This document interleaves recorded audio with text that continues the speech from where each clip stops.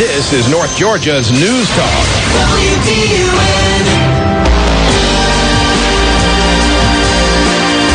With the news that NFL schedules are coming out Wednesday, I can already tell you folks who's not going to win the Super Bowl. I can tell you who's not going to win the Super Bowl. That's the San Francisco 49ers. You want to know how I know this? Because Vernon Davis was quoted today on ESPN.com as saying, "We must win a Super Bowl." It's too much pressure. You just put too much pressure on your team right there. We must win a Super Bowl. So just a heads up prior to the schedules coming out Wednesday, 49ers aren't going to win the Super Bowl. You heard it right here. Bold prediction. I'm Katie B. Davis. Welcome back to Game On, folks, as we begin hour number 2. Our next guest has burst onto the national scene because of an unfortunate situation, really. You see, he filled in for his father Sunday night at the third quarter break of the Spurs-Mavs game to interview Gregg Poppovich. He filled in for him because Greg Sager Sr. was recently diagnosed with leukemia. And instead of roaming the sidelines in flamboyant gear, as we're accustomed to seeing him do, he's relegated to a hospital room as he undergoes treatment. Craig Sager Jr., it's been a whirlwind few days for you, so thanks for being with us tonight on Game On. No problem. Been on in South Florida, New York, California today, but it's good to be on somewhere in Georgia. So I hear you. I appreciate it, guys. Absolutely, absolutely. First and foremost, and I hope you've been asked this question in New York, South Florida, and every other place you've interviewed today. How's your dad doing? He is doing pretty well. At this point, it's good to have the strong health going into it, because he was in pretty rough shape last week when we really didn't know what was wrong with him.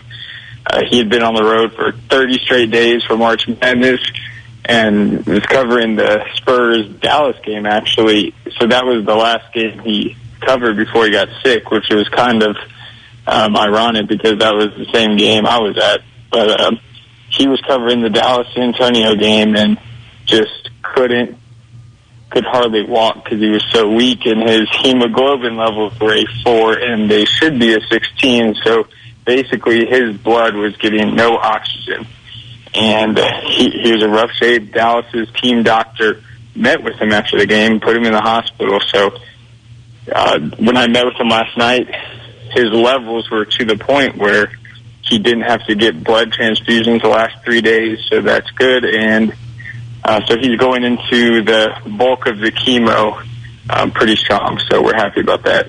The sudden nature with which it attacked, though, has got to be a scary thing for you and your family. Now, you're a writer for ScoreAtlanta.com, which folks out there listening to Game On right now, if you don't know, ScoreAtlanta.com does an incredible job of covering sports from preps to pros for our state. But Craig, you wrote about your experience the last few days, and something that struck me was the full circle moment of it all. You watched your father get the big interviews. You heard about him getting the big interviews and wanted that for yourself. And when it comes, essentially this past Sunday, it's in tribute to him. What was that like for you? It was amazing. That's something I've always thought of, and living in his footsteps it's not easy, but obviously I love spending time with him, but I'm usually not the one talking. I just sit there and look at this guy. I'm like, if I just had 1/10 of this guy's confidence, but and he just has such a positive energy about him, and just wherever he goes, he's just so personable. And I've just always wanted to experience that and fill in for his shoes one day. And I mean, as soon as he got sick, I had that feeling. I was like, man, I really wish I could do this, but I was never going to ask, and I was never going to even consider that it was a possibility. And that's why it was just one of the happiest things ever, just when I went to see him and he had just checked in for the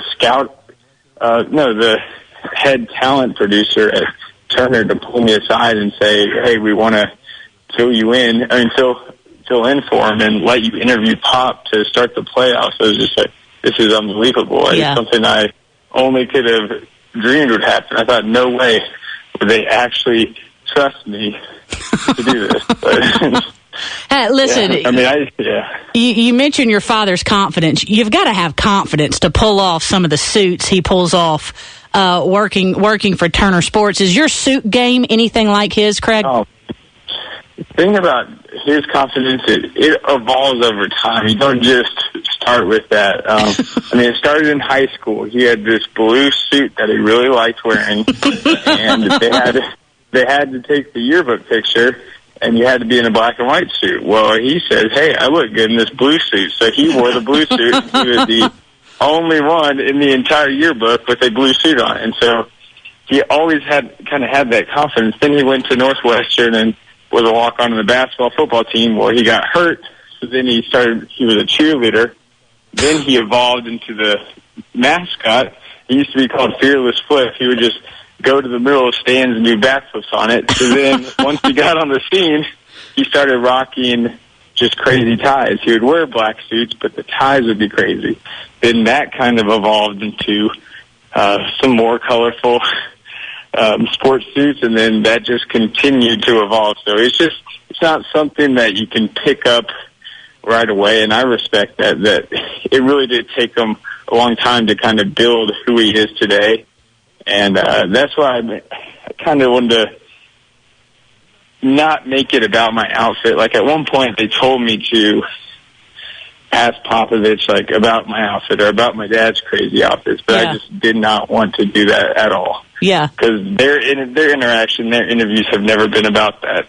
They've been awkward, they've been short, but it's never been about the outfit. So, I'm glad it worked out the way it did. We're continuing our conversation this hour with Craig Sager Jr., former football player at the University of Georgia, current sports writer for ScoreAtlanta.com, and forever son to Craig Sager Sr., who's currently battling leukemia. And, of course, we wish him the best and prayers to him and your family. You want to freestyle a little bit here, Craig? Exercise those mental muscles some. You want to do that? Yeah. All right, cool. First things first. What shampoo and conditioner do you use because your hair is on point? Man, it's a wide range. I try to use. I grew up with 3 women. Good. My dad got remarried or whatever, so it was just me, my mom, and 2 sisters. So I usually just picked up their shampoo, but whatever they usually have, I just use that. So I'm not sure the name. I know what color the bottle is, but I'll have to get back to you guys on that. You know, you've got beautiful hair like a woman. No offense there, but total the man mentality there of not knowing what product it is. We could have had a nice product placement during Game On. I know. Gosh, I need to fix that. But no, it's funny. None of the Turner people, they had not seen me in a long time, and I've never had long hair. And for some reason, a year and a half ago, I just decided, you know what? I've got some friends going bald. I've got red hair. It's kind of unique, and I'm not trying to dress like my dad right now, so kind of in his shadow, so I might as well just rock some ridiculous long hair. And it happened. Like, as soon as they told me I was going on, I was like, oh my gosh, I might have to, like, put my hair back up or something, because when it's down, it looks out of control. And I stepped off the plane in San Antonio, and I saw the looks that the TNT crew was giving me when they saw my hair, and I just go, okay, I pulled out my hair tie or whatever it's called, and I was like, you guys, don't worry, it has a cage. It will not look like this.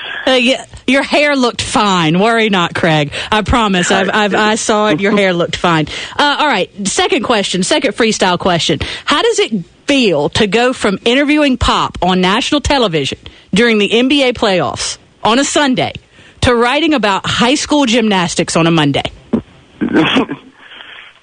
I had to get back into it, and it was really hard because we've got these tight deadlines with our high school newsletter. And the good thing was I had interviewed Buford's coach, Amanda Allen, last week about the team heading into the prelims, so I already had the quotes and stuff. So it was tough, though, because I had to do 3 phone interviews while I'm trying to finish this thing, and I'm just like, okay, what happened last week with the season? Who scored what on the vault? Who scored what on the beam? Like, it's hard to get back into the high school mode, but today was a productive work day, so that's good. And getting back into the swing because we got some serious playoffs coming up with baseball and all that stuff. So we'll be so swamped coming up for that. Yeah, and then get a nice little break, and then here comes football season once again. Now, you wrote about Diamond DeShields transferring from the University of North Carolina for SCORE Atlanta. Of course, none of us know where she's going to end up. It can't be an ACC school. That's really the only thing we know. But just your quick thoughts, Craig, on her deciding to leave UNC after really an unprecedented year for a UNC freshman. Yeah, and the team, you got 4 freshmen. They go all the way to the Elite Eight. You wonder why, but it's got to be that whole academic scandal they have going on right now. And HBO just released that incredible, I wouldn't really call it an investigation, but they basically just talked to a bunch of UNC graduates who couldn't even name what major they were at the school. Oh, wow. And so there's a bunch of new academical requirements, and it's a pretty big mess. So I really think that's what steered her away. But, gosh, what an incredible player, and I got to see her in the state championship a couple times. And, man, I love watching her play. She's one of men's basketball, women's basketball. She's one of my favorite players to watch. I couldn't agree with you more. And whatever program she ends up playing for, she's going to make very, very happy. We're talking with Craig Sager Jr. 17 minutes after 7 o'clock on this Tuesday edition of Game On. Now, you're a high school football enthusiast, went to Walton High School. Do you have a sleeper pick for us for this upcoming season? Who do you think's kind of going to be a surprise team, Craig? I think, Arch is going to be stacked again, and so is Mill Creek. And I really like Mill Creek's offensive line with Caleb Kim, and they were so close last year. They played every game close, and somehow they make the playoffs. I don't know how they lost that game to North Gwinnett still, but that kind of reminds me of my last high school game where it's just, how did that happen? But I like them, and I just think next year is going to be so exciting for high school football. Just when you look at the reclassification, that just makes such a huge difference. Before the big expansion in 2000 for the 2013 season, where they made a 6A for the first time, like, you got to realize there were 14 state champs crowned the last 2 years, and 7 of them had never won a state championship before. So just the shuffling of the regions, and especially the 72 new high school coaches in the state this year, is just going to make for a really just unique season across the board. And Georgia's already so competitive, Class A to Class 6A. So all these new coaches, all these crazy moves, it's going to be awesome. Yeah, no, it's April, and I can't wait for football season. And now when we get into mid football season, Craig, I'm pulling my hair out, ready for it to be over with. But it's a time of year I absolutely can't wait for. Craig Sager Jr., excuse me, folks, a high school football writer for SCORE Atlanta, also the Falcons beat writer for SCORE Atlanta. So we're going to wrap up our conversation with this question, Mr. Sager Jr., and it is: who do the Falcons pick with the 5th pick of this year's NFL draft? Go, you've got the floor. I think they got to go with an offensive lineman, and honestly, I don't have my favorite out of the group yet.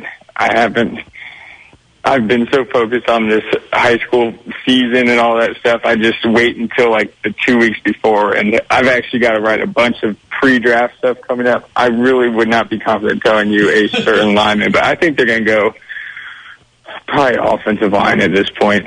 I appreciate as a sports writer, as a sports analyst, as a beat writer for the Falcons, that you haven't been pulling your hair out over the NFL draft like every other sports pundit across the country. So I like that. There's not that thing. Yeah, no, I totally. No point. Yeah, I get that. I completely get that. Listen, it's been a pleasure having you on. And again, prayers to your father, but also to your family, because I know that it's going to be a struggle for you all as well. He's going to be in the hospital for a while, and you're the caretaker. So prayers to you as well. And I want to say one last thing before we let you go. You mentioned that you're a Bud Light drinker. In the article on ScoreAtlanta.com. And I got to tell you, man, we got to up that beer game a little bit. You can't, Okay. We got to up it a little bit. So if you ever make your way to Gainesville for a high school sporting event, tweet me and I'll take you out and we'll have something other than a Bud Light, all right? All right, you'll know I mix it up. The Bud Light's usually the beer I order when I'm deciding the next one, but that's my dad only drinks Bud Light, so I have to pay homage to him when I've been going out back in. That's just the beer I remember. I dabbled in some pretty crazy Texas beers this last weekend, but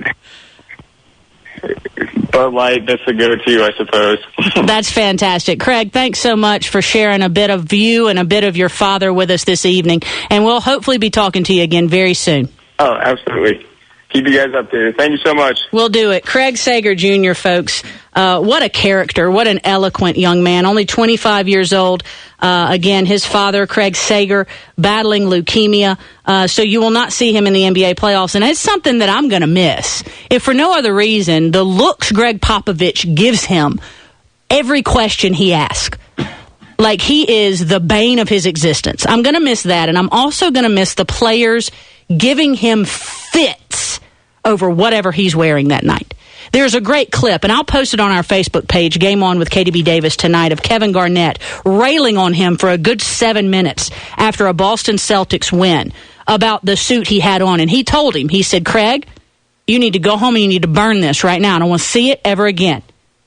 What Kevin Garnett didn't realize is that Craig Sager never wore the same suit twice when he was going to be on television.